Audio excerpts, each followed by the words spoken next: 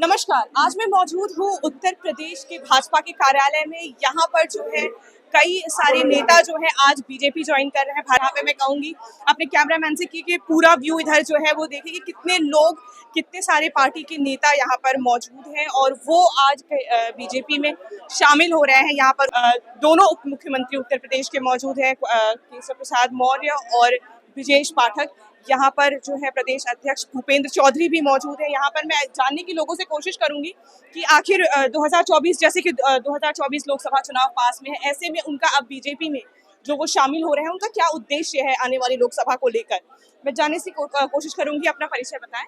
मेरा नाम सत्येंद्र सिंह यादव है, ब्लॉक प्रमुख फतेहगंज पश्चिमी बरेली से। ठीक है, आज आप बीजेपी में शामिल हुए हैं, क्या कैसा लग रहा है? बहुत अपनापन महसूस हो रहा है। एक परिवार की तरह हमें आज ट्रीट किया गया। ऐसा लग रहा है कि हम एक परिवार में शामिल हुए हैं। ठीक है, अगर मैं बोलूँ कि आप बीजेपी में अब आ रहे हैं, 2024 लोकसभा चुनाव पास में है, ऐसे में आपके मन में बीजेपी की वो कौन सी नीतियां हैं जो आपको प्रभावित कर रही हैं इस पार्टी में शामिल होने के लिए? 2014 से जब से हमारे यशस्वी प्रधानमंत्री जी के नेतृत्व में ये सरकार बनी है, बहुत सारी योजनाएं हैं गरीबों के लिए, बहुत कल्याणकारी योजनाएं हैं, जिसमें हम अगर बात करें तो मुफ्त राशन की बात है। अगर हम बात करें तो जो कैशलेस स्कीम है आयुष्मान भारत, बहुत बड़ी स्कीम है, बहुत ज़्यादा लोगों को उससे लाभ मिल रहा है। और ऐसी तमाम उज्ज्वला योजना है, ऐसी तमाम जो योजना सिर्फ गरीबों के लिए हैं। सर पहले तो आप अपना परिचय बता दें। मैं दुष्यंत सिंह परिहार हमीरपुर से हूँ, जिला पंचायत संघ सदस्य हूँ इंगोटा से। सर आज आपने बीजेपी में आप शामिल हुए हैं, क्या उद्देश्य है आपका बीजेपी में जो आप शामिल हुए हैं उसको लेकर? उद्देश्य हमारा यह है कि पार्टी की नीतियाँ जो हैं वो बहुत अच्छी नीतियाँ हैं और हिंदुत्ववादी नीतियाँ हैं और आगे आने वाले भविष्य के लिए बहुत अच्छा है ये। इस पर सर मैं अभी आपने बताया नीतियों के बारे में, अगर मैं आपसे पूछूं कि आपको बीजेपी की वो दो कौन सी नीतियां हैं जो आपको व्यक्तिगत तौर पर प्रभावित करती है, जिस वजह से आपने बीजेपी को चुना?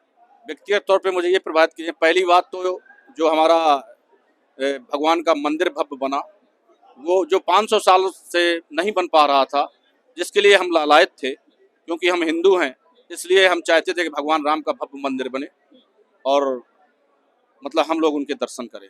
दूसरी नीति हमारी ये कहती है, जो उन्होंने 370 धारा कश्मीर की हटाई, वो हमारे लिए बहुत अच्छी है, क्योंकि हम हिंदुत्ववादी हैं। आए दिन वो भी देश का एक हिस्सा है। आगे चल के रोज पथराव होता था, रोज पत्थरबाजी होती थी, ये सब देख के हम लोगों का मन बहुत खिन्न हो गया था। हम लोग घूमने जाते थे वहाँ, तो ये देख के हम लोग कई जगहों पे हम नहीं घूम पाए। अब इस बार जब ये सारी चीजें समाप्त हो गई, वहाँ पे देखा कि बिल्कुल राम राज्य जैसा हो गया है, हमें बहुत अच्छा लगा। इन नीतियों को देख के पार्टी की हमने आज ज्वाइन किया। अब की बार नरेंद्र मोदी जी प्रधानमंत्री ने बोला है अब की बार 400 पार, क्या कहेंगे आप? बिल्कुल 400 से ऊपर ही जाएंगी। अच्छा, नीचे नहीं है। जी, नीचे आने का कोई प्रश्न ही नहीं है। क्योंकि विपक्ष जो है वो लगातार हमलावर है कि बीजेपी सरकार में महंगाई बढ़ गई है, बेरोजगारी बढ़ गई है। हाँ, तो ये बताइए कि किस सरकार में ऐसा नहीं हुआ है? हर सरकार में महंगाई रही है। पिछली सरकारों को आप देख लीजिए, पहली बार ऐसा नहीं हुआ है, हमेशा से चला आ रहा है ये।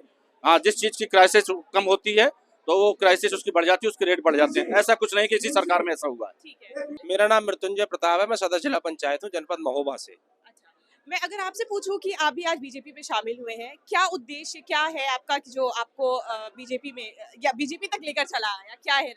इस देश के यशस्वी प्रधानमंत्री आदरणीय मोदी जी ने 130 करोड़ लोगों की आस्था का केंद्र भगवान राम, जो हमारे रामलला टेंट में बैठा करते थे, उनको मंदिर में विराजमान करने का काम किया है। हम 100 करोड़ हिंदुओं की आस्था का जो एक सबसे अहम मुद्दा था, उसको उन्होंने पूरा करने का काम किया है, जिसके चलते 2024 में पूरी तरीके से विपक्ष धराशायी होगा और फिर से एक बार कमल खिलेगा। और मैं कहता हूं कि अब की बार 500 पार हो रही है और मैं लगातार बीजेपी के ही कैंडिडेट रही हूँ। किसी कारणवश टिकट ना मिलने में निर्दलीय आ गई, लेकिन फिर बीजेपी में वापसी मेरी हो गई है। वापस घर वापसी होगी? घर वापसी हुई है मेरी अभी, और बहुत ज्यादा ही खुशी है। अगर मैं आपसे पूछूं कि क्या रणनीति रहने वाली है आपकी 2024 लोकसभा चुनाव को लेकर, क्योंकि अभी उप मुख्यमंत्री ने ये बात बोली है कि जो है यूपी में 80 की 80 लोकसभा सीटें जीतने का ऐसा जो है वो सपना देख रहे हैं, क्या लगता है आप? बिल्कुल हम यही करेंगे, अपनी हमारी पूरी सीटें पूरी 80 की 80 सीटें, यही पूरा अब की बार 400 पार। 400 पार। माननीय प्रधानमंत्री जी ने जो नारा दिया अब की बार 400 पार, उसी सपने को साकार करने के लिए हम लोग आज सदस्यता ग्रहण किया। मैं समाजवादी पार्टी छोड़कर आज भारतीय जनता पार्टी को ज्वाइन कर रहा हूँ, तो इस चीज को हम लोग इस बार पूरा करेंगे और तन मन धन से पूरी मेहनत करेंगे और पार्टी को 400 सीटें दिलाकर ही मानेंगे। कि आपको वो दो कौन सी नीतियां हैं जो व्यक्तिगत तौर पर आपको प्रभावित करती हैं भाजपा की? भाजपा की सबसे बड़ी नीतियां ये हैं कि जो गरीब तबका है, गरीब में एक जात नहीं है, सभी गरीब लोग हैं। जो ये 5 लाख रुपए का वो कार्ड दे रहे हैं, स्वास्थ्य कार्ड दे रहे हैं, ये सबसे बड़ी हमको उपलब्धि लगी। दूसरी चीज, जो ग्रामीणांचल में बहुत गरीब लोग होते हैं जो फ्री में राशन दे रहे हैं गरीब जनता, ये दो पॉलिसी और शौचालय, घर घर शौचालय बनवाने का काम आदरणीय माननीय प्रधानमंत्री मोदी जी की योजना है, हमको बहुत ही प्रभावित करती है।